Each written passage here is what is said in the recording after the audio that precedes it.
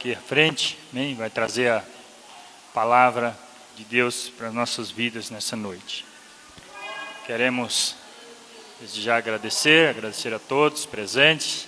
Deus abençoe sua vida, Deus abençoe aqueles que, de certa forma, esforçou para estar aqui essa noite, neste lugar, amém? Estenda suas mãos para cá, vamos fazer uma oração, abençoando aqui este momento, né? Sei que já é abençoado, mas costume orar, né? Para que Deus também agora, de certa forma, fale aos nossos corações, usando a vida do pastor que está neste lugar com esta responsabilidade. Santo Deus, eterno Pai, em nome de Jesus, nós apresentamos agora neste momento, Pai Santo, a vida do Teu Filho, Teu servo, ó Deus, ao qual está nessa noite com a responsabilidade de transmitir, ó Deus, a palavra do Senhor aos nossos corações. Fale necessariamente segundo a vontade do Senhor que nós precisamos nessa noite, e não o que queremos. Pai, que a vontade do Senhor permaneça. Ó Pai, em nome de Cristo Jesus, nós oramos e agradecemos. Amém. Aleluia.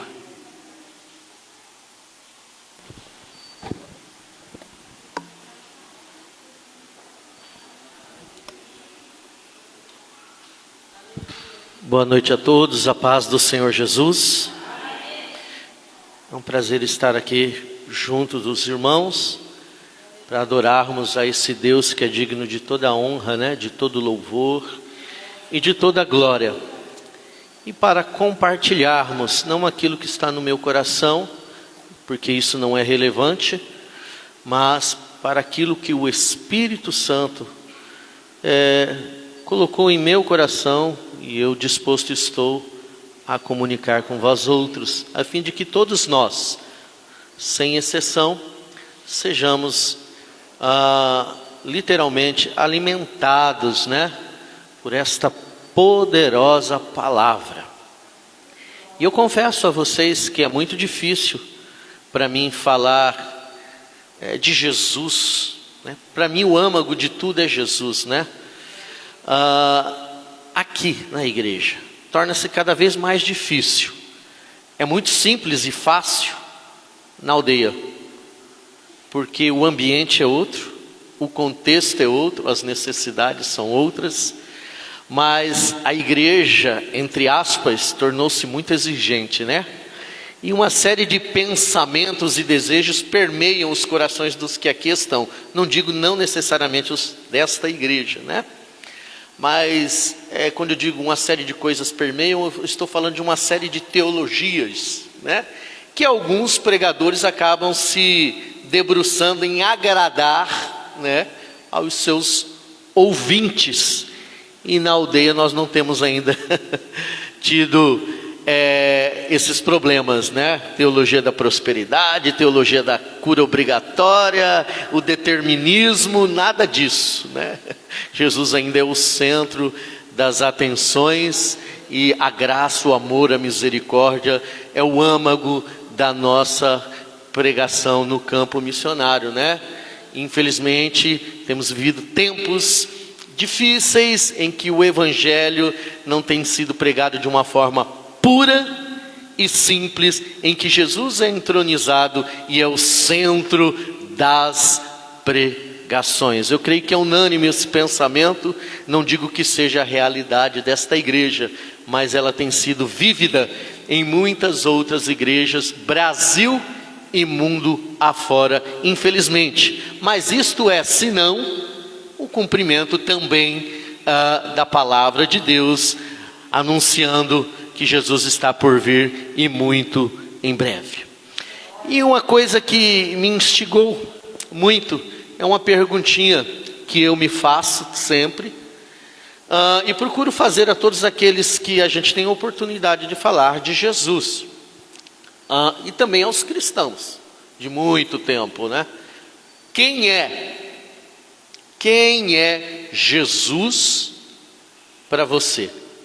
Quem é Jesus, pastor Diomar, para você? Quem é Jesus, pastor Palazinho, para você? Quem é Jesus, irmão Pistori, para você e sua esposa? Quem é Jesus para sua família? Quem é Jesus para esta igreja? Quem é Jesus para o ministério renovado? Brasil e mundo afora. Quem é Jesus? E se todos me responderem, eu não vou ter uma única resposta.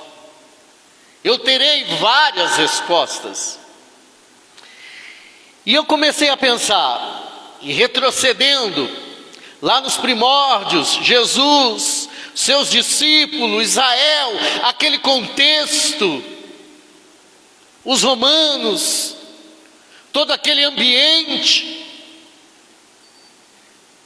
esperavam o Messias, os judeus esperavam um determinado Messias, que viesse libertá-los como um grande rei, como um grande guerreiro, comandante de um grande exército, livrando-os ali do domínio romano que os escravizava. Esse era o Messias, esse era o Yeshua, esse era o Jesus, entre aspas, esperado pela liderança eclesiástica, pelos sacerdotes judaicos. O Jesus esperado era aquele que nasceria no berço de uma grande família bem estruturada, rica. Tanto é que as famílias mais abastadas tinham um quartinho especial ali, com um bercinho de ouro e tal, porque esperava que Jesus nascesse numa família cheia da grana, né? E Jesus vem, nasce e frustra todas as expectativas. Esse Jesus nasceu, cresceu entre nós e começou o seu ministério. E a pergunta continua: para aquele povo sofrido, quer seja judeu e não judeu, porque ali o ambiente onde Jesus vivia, aquelas cidades no entorno de Jerusalém, aquela megalópole, haviam várias nações ali, não era só judeus que ouviam a palavra que vinha de Jesus, mas pessoas de várias nacionalidades, e todos se achegavam a Jesus, e tinham a resposta de quem era Jesus para eles.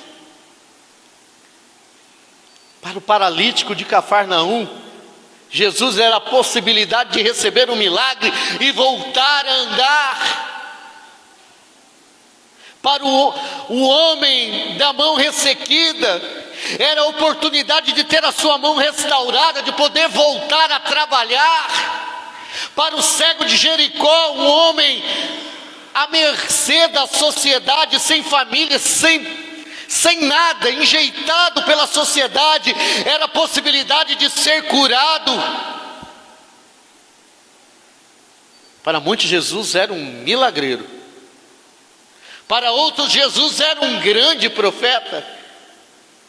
Para outros, Jesus era um embusteiro, era mais um que estava ali para enganar o povo.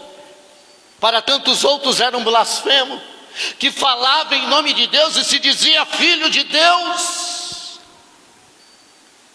Jesus era tudo e um pouco mais dentro daquele contexto. E se nós analisarmos aquele contexto com o nosso contexto, com o nosso ambiente hoje, não é muito diferente. Entre aquilo que eu acho quem é Jesus, e entre aquilo que você acha quem é Jesus, entre aquilo que eles achavam naquela época quem era Jesus, a Bíblia nos dá a resposta fidedigna, exata e concreta dos próprios lábios de Jesus, dizendo quem ele era de fato. Amém? Então abra sua Bíblia comigo, se quiserem ficar de pé, fiquem à vontade. Lucas capítulo 9, versículo 18 e 20. Lucas capítulo 9, verso 18 ao 20. Fazendo um favor.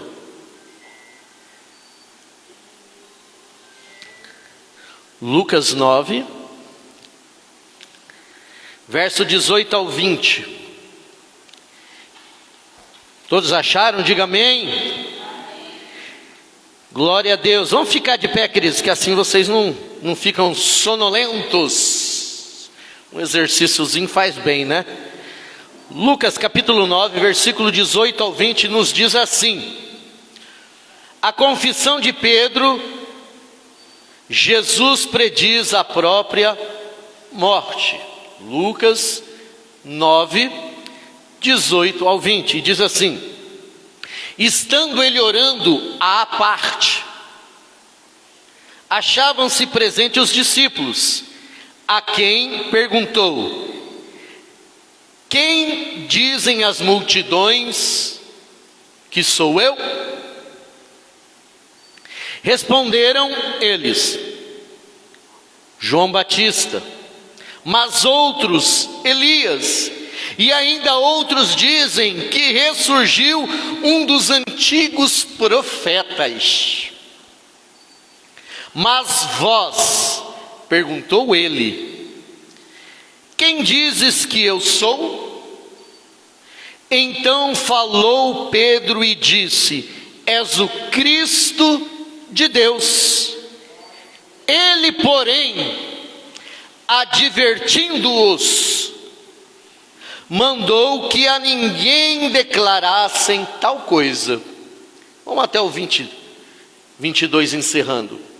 Dizendo: é necessário que o Filho do homem sofra muitas coisas, seja rejeitado pelos anciãos, pelos principais sacerdotes e pelos escribas, seja morto e no terceiro dia ressuscite. Amém? Podem vos assentar em nome de Jesus. Eis aqui então um episódio interessante, que Jesus então revela ali aos seus discípulos, né? Quando aqui no verso 18, o apóstolo Pedro está em meio a esse diálogo com Jesus, e ali ao redor dele os demais discípulos, e eles estavam orando à parte, e estavam com eles ali os discípulos, a quem Jesus perguntou: quem dizem as multidões que eu sou?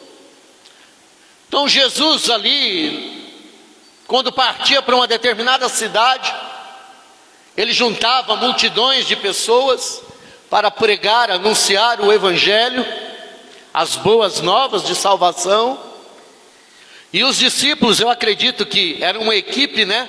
Eles não ficavam ali amontoados no pé de Jesus, um ia para um canto, outro ia para o outro, instruindo o povo, ensinando, tirando as dúvidas, trabalhando em equipe.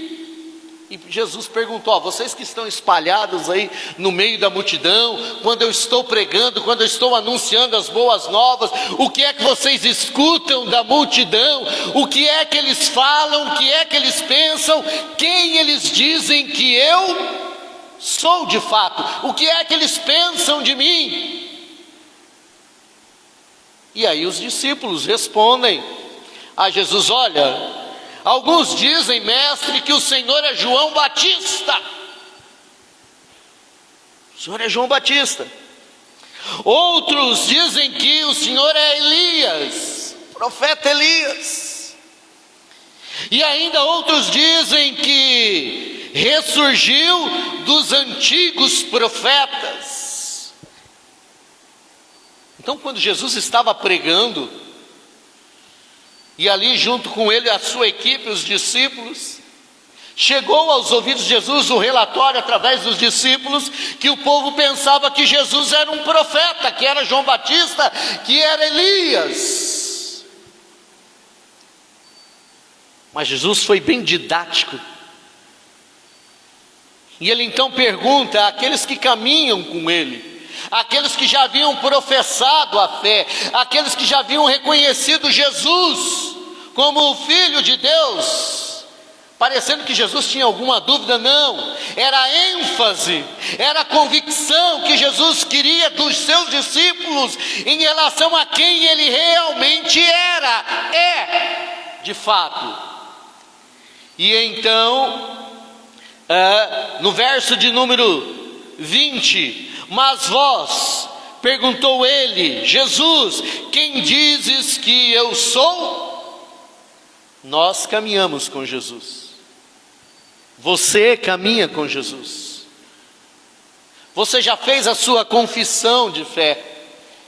Você já declarou Jesus como o único e suficiente Salvador. E eu espero que não tenha sido no clamor do pastor aquela coisa automática. Mas você saiba o que você disse naquele dia de fato. Embora muitos não saibam. Muitos ainda não sabem verdadeiramente quem é Jesus. Muitos cantam Jesus, mas não sabem quem Ele é de fato. E vem como naqueles dias, como alguém que pode resolver o teu problema, como alguém que pode curar a tua doença, como alguém que pode abrir a porta não da salvação, mas a porta do emprego. Consegue entender? Qual pode ser a visão que nós temos hoje de Jesus? Como as pessoas podem ver Jesus hoje? Quando nós fazemos o convite, olha aí, as pessoas para estarem à igreja, como é o seu convite? Como você convida a pessoa? Olha, eu te convido para ir no culto hoje à noite, porque o Filho de Deus pode perdoar os teus pecados e te dar a salvação eterna. É assim?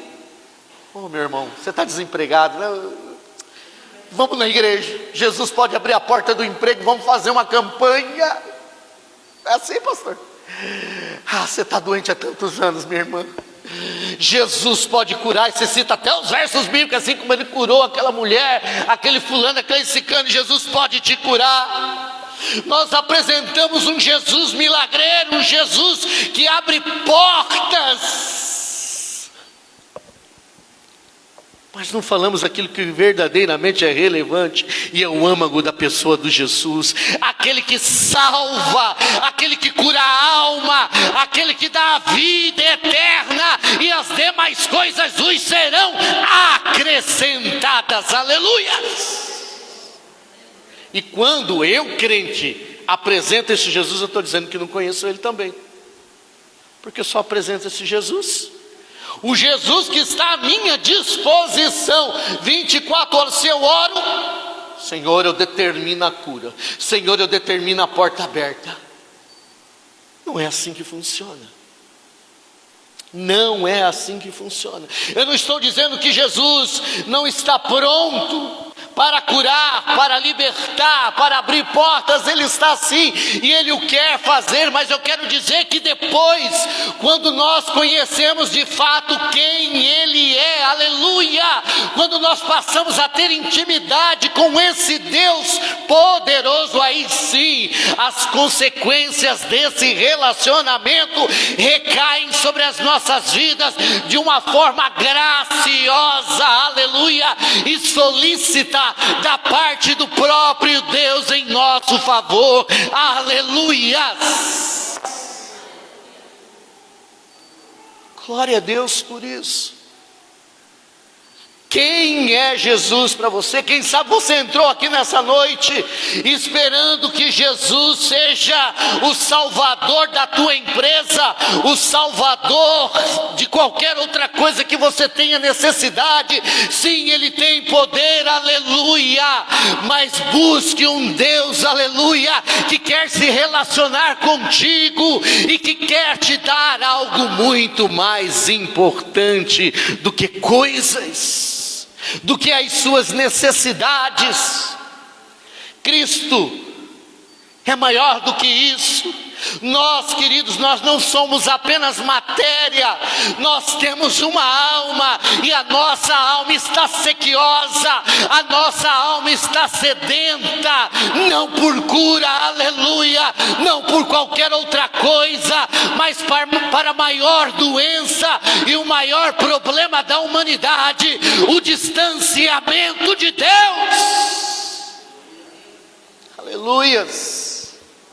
Você tem uma alma, eu tenho uma alma, e a nossa maior necessidade é conhecermos esse Jesus, que liberta-nos das prisões espirituais, que nos conduz à vida eterna, esse Jesus que foi capaz de morrer na cruz do Calvário por mim e por você, não apenas para você ser curado de uma dor de cabeça, ou para conhecê-lo e ter um bom emprego, não. Jesus morreu na cruz do Calvário para algo singularmente maior, enorme, aleluia, a salvação da sua alma e a vida eterna com Deus lá nos céus, aleluias. É esse Jesus que o mundo tem que conhecer e que nós temos que apregoar todos os dias. Não é esse Cristo pequeno, mas um Cristo, aleluias, que abraça toda a humanidade. Então, de fato, depois desse diálogo de Jesus ali com Pedro, e em outros episódios distintos, Jesus se apresenta aos seus discípulos e aos que ali estavam ouvindo, dirimindo de fato quem ele é. E um desses episódios é quando Jesus diz: eu sou o pão da vida. É isso? Não foi Jesus que falou, pastor Palazinho? Eu sou o pão da vida. Imagina para aquelas pessoas famintas ao redor dele, miseráveis. Jesus fala: eu sou o pão da vida. Mas peraí, como é que nós vamos fazer? Nós somos canibal, nós vamos comer a carne de Jesus aí? Como é que é esse negócio? Né? As pessoas sempre estavam atrás de Jesus, porque estavam atrás de alguma coisa. Ou era comida, ou era milagre, qualquer outra coisa. E Jesus vem e diz: olha, eu sou o pão da vida. Alguém se lembra em que cidade ou região Jesus falou isso? Se não me engano foi em Belém, né, pastor? Foi em Belém, ou na região ali. Sabe qual era a atividade produtiva? O comércio, vamos colocar o comércio que mais tinha, não era de churrasco não, viu, irmão? Não era. Não era. Não era, não tinha shopping também. Também não vendia sorvete, Paulinho, naquela região, não tinha ainda. A atividade que mais tinha na região de Belém ali, ou Belém propriamente dita, era o quê? Padaria. Era a cidade dos pães, fazia pão para tudo quanto é lá, tudo quanto é casinha, tinha uma padariazinha ali. Nem que fosse meio mequetrefe, mas tinha. Aí Jesus vem na cidade dos padeiros e diz: eu sou o pão da vida. Jesus estava dizendo: olha, vocês estão preocupados com esse pão aí, ó. Vocês comem hoje, amanhã você quer mais. É como eu, quando sento ali no final de tarde em casa, às vezes para tomar um cafezinho que a missionária faz, um pão francês, 2, 3 não dá jeito. A larica vem, se deixar 10 pães, pastor Parlazinho. Parece que tem um verme aqui dentro dessa barriga. E Jesus vem e diz: olha, cidade dos padeiros, cidade dos pães, o pão de vocês não vale nada. Se vocês colocar numa sacolinha, deixar aí 2, 3 dias, ele apodrece. Se você comer hoje 1, 2, 3 pães, daqui 2, 3 horas você quer mais. Eu me apresento a vocês como o pão da vida. Aquele que comer de mim não terá fome, aleluias. Jesus se apresenta como o pão da vida. E depois ele continua em outros episódios da sua caminhada, na sua trajetória, ele vai se apresentando em outro momento, ele se apresenta como a água da vida. Aonde aconteceu isso? Eu acho que foi ali com a mulher samaritana. Aquele poço era idolatrado, né? É o poço de Jacó. Esse poço não seca, esse poço é abençoado. Que não seca o quê? Seca sim. Tanto é que secou. Mais à frente ele secou. Mas era um poço importante, aonde dois povos ali interagiam, distantes um do outro, samaritanos e judeus, e utilizavam aquele poço para matar a sua sede naquele deserto escaldante. A água era algo muito importante naquela região, gerava lucro, gerava grana, algo importantíssimo. Quem dirá eu ali em Várzea Grande, água a cada 5 dias, né? Ontem veio água 00:30, e a missionária com dores nas costas, sem poder trabalhar. Nós fomos lavar a roupa, terminamos 3 horas da manhã. Hoje ela já não está bem das costas, tadinha, doente. Mas ela falou: não vou deixar você lavar não, senão você vai misturar colorido com isso. Já perdeu muita roupa. Então a tadinha enfrentou até as 3 da madrugada. Água a cada 5 dias, olha a importância disso. Imagina num contexto de deserto. E Jesus vem e diz: olha, essa água aqui, você toma água, daqui meia hora você quer de novo nesse calor de Cuiabá, não é? Eu já estou com sede, dá licença.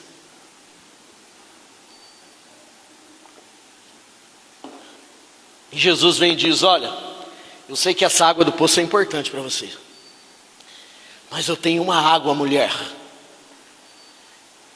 que vai matar a tua sede.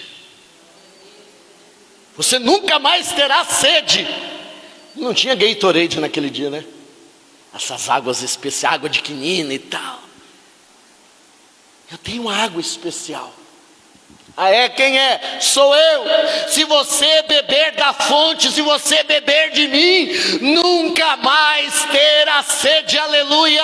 Quantos crentes estão no banco das igrejas sedentos, famintos, porque não conheceram o pão verdadeiro, porque não tomaram da fonte certa, chamada Jesus.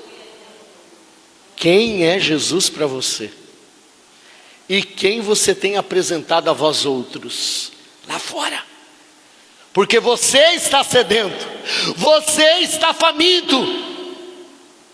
Como é que você vai apresentar esse Deus lá fora? Você precisa conhecer Jesus de fato como Ele é. Nós cantamos, nós pregamos, nós alardeamos Jesus e fazemos declarações de amor em nossas canções, mas não vivemos de fato como Ele viveu. E quando não vivemos assim, nós não o conhecemos. Quem é Jesus para você? Ele é um Deus cheio de graça. Ele é um Deus cheio de amor. Ele é um Deus cheio de misericórdia. Ele é um Deus que perdoa hoje, daqui 1 minuto, daqui 1 hora, daqui 1 dia. Ele é um Deus perdoador, aleluia.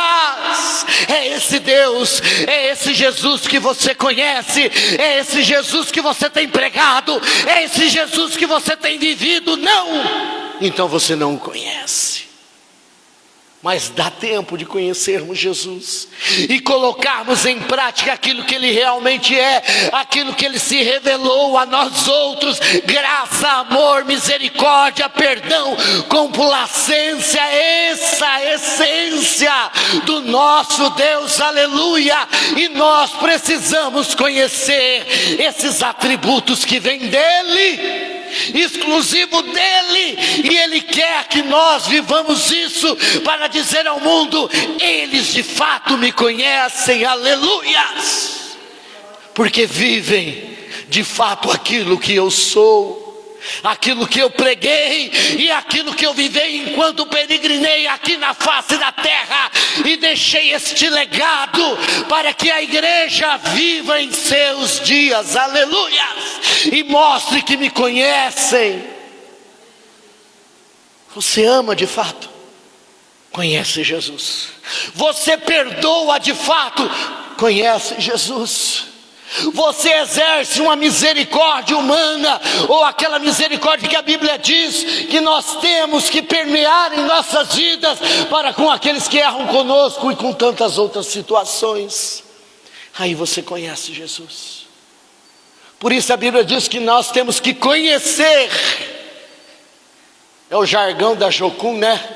Conhecer a Cristo e prosseguir em conhecê-lo de fato, quem Ele é. Você não conhece Jesus na sua totalidade. Você não conhece. Jesus está num ambiente de predomínio romano, mas sob a égide da influência grega. E nesse lugar tem uma série de mausoléus e templos, prédios suntuosos de arquitetura grega, portais enormes. Aí Jesus se apresenta mais uma vez, e ele diz que ele é o quê? A porta. A porta, eu sou a porta. Aquele que entrar por mim,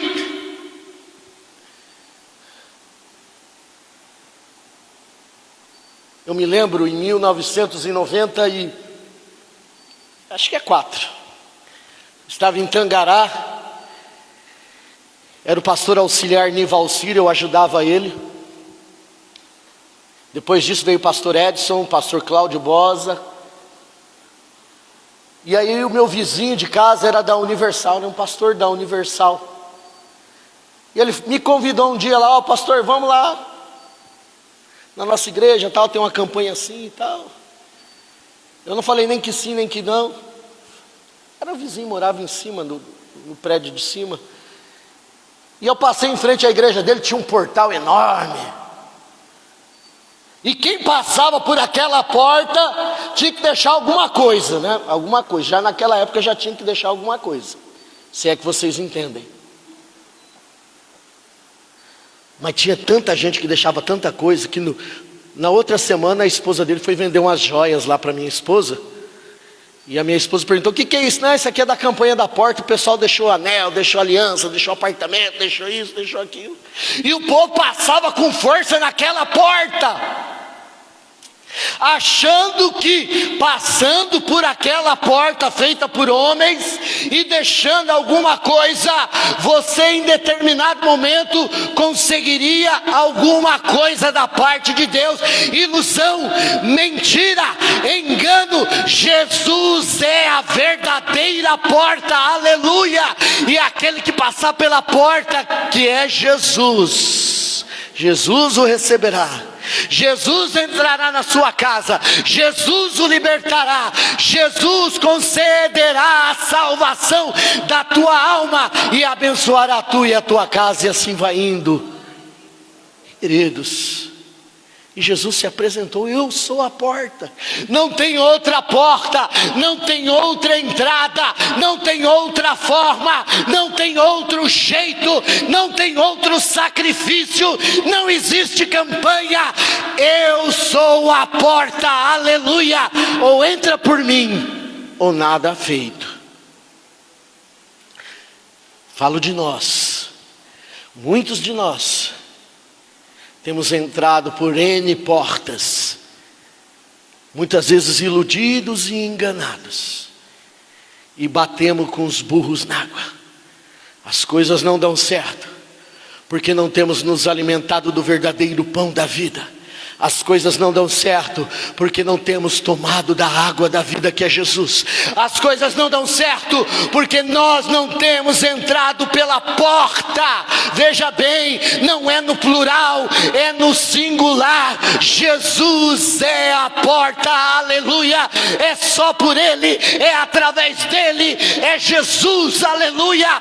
É Jesus, queridos e queridas. Jesus é a porta, aleluia.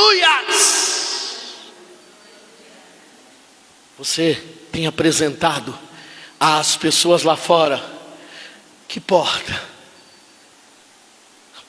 Jesus, você coloca ali a porta e ainda coloca no umbral da porta. Jesus é a cura. Aleluia, Ele tem poder.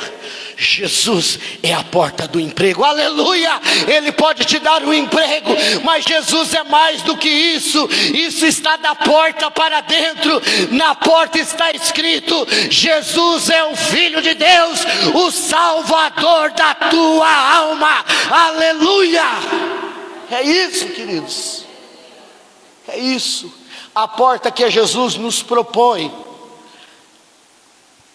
Algo eterno, algo singularmente mais importante do que coisas. E eu te pergunto novamente, para você, quem é Jesus? Quem é Jesus para você? Jesus é aquele que você se relaciona uma vez por dia, ou duas, ou quem sabe até 3 vezes por dia, rapidamente. Senhor, obrigado pelo dia, Deus abençoe, amém. O Jesus da hora do almoço: Senhor, obrigado por esse alimento, multiplica o fruto do meu trabalho, amém. Senhor, dá ordem aos teus anjos para acampar ao meu redor. Guarda a minha casa, a minha família, os meus amigos e tal, e tal, e tal, amém. Não, querido, Jesus é mais do que isso. Jesus existe de fato. Jesus te ama de fato, aleluia. Jesus cumpriu a sua missão aqui na terra e continua a missão de Deus para conosco lá no céu. Ele está preparando um lugar especial, uma morada especial para mim e para você. Jesus está preparando uma grande recepção para a igreja, para os salvos nele, aleluia. Este é Jesus. Esse é Jesus. Alguns veem Jesus ali na cruz, né? Tadinho dele, morreu na cruz, mataram ele.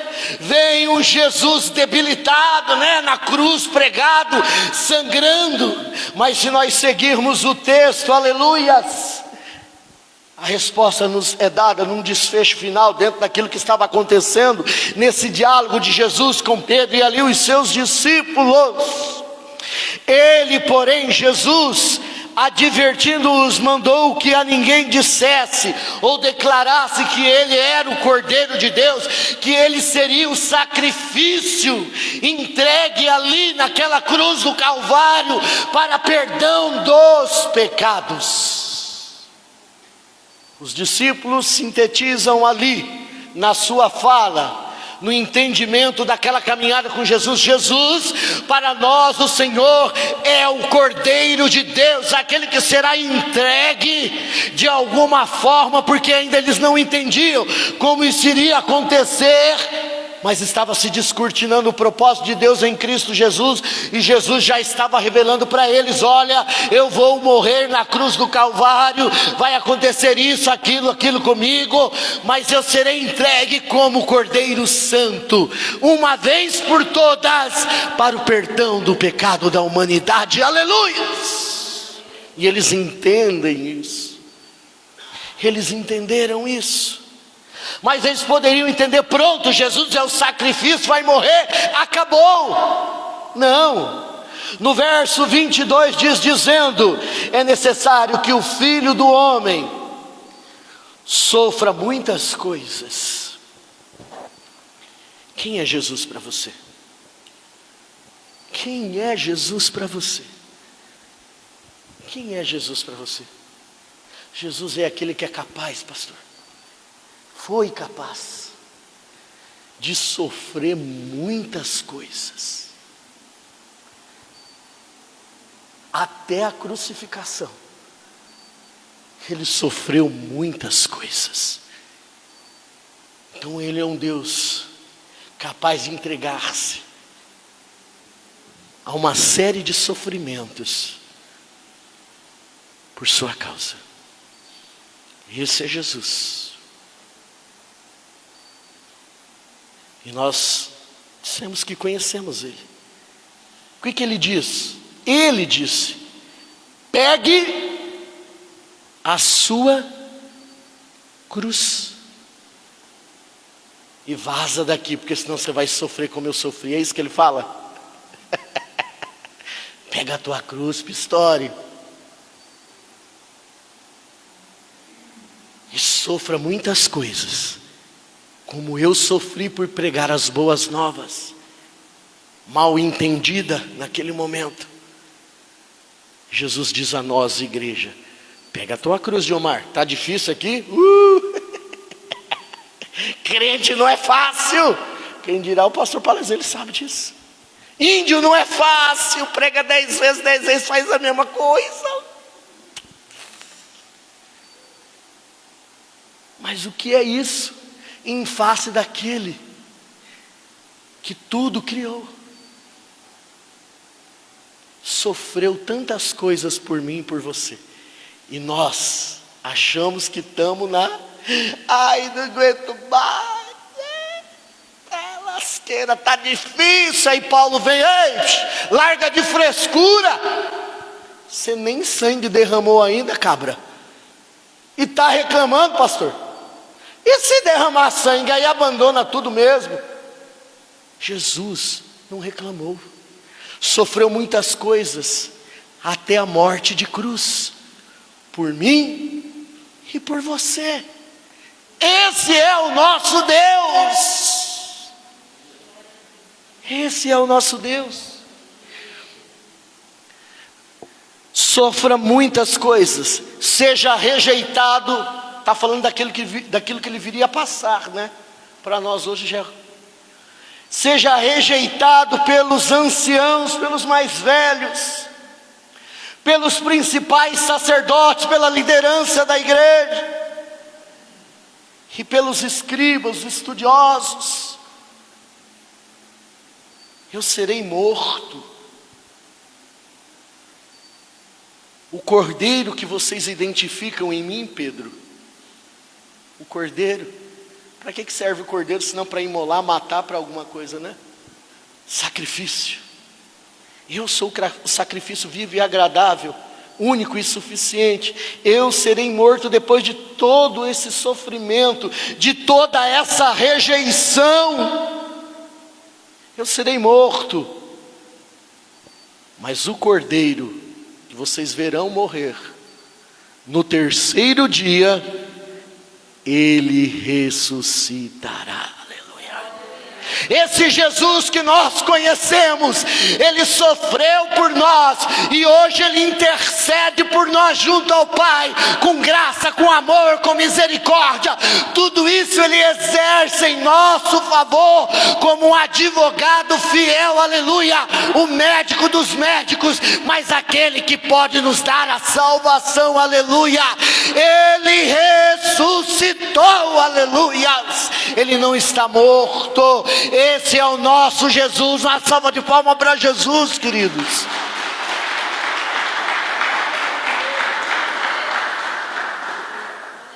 Aleluias. Eu costumo dizer para os índios: faça valer a pena. Não faça o sacrifício de Jesus ficar lá embaixo, não.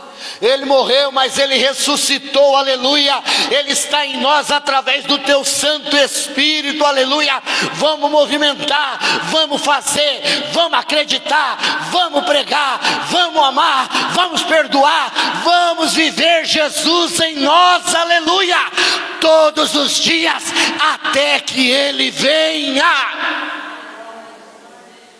Qual é o Jesus que vive em você? É um Jesus ressuscitado.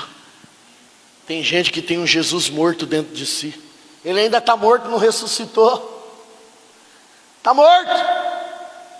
Mas para nós, a igreja do Senhor, vive em nós um Cristo ressurreto, aleluia, poderoso, grandioso em obras, aleluia, capaz de fazer coisas inimagináveis, além daquilo que nós pedimos, além daquilo que nós pensamos, aleluia.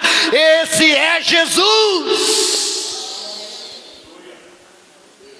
Esse é Jesus. E eu sou testemunha disso. Eu sou testemunha disso. Jesus tem feito tantas coisas por mim, que nada valho diante dos homens, pela minha esposa, pelos meus filhos. Eu tenho certeza que Ele tem feito por você.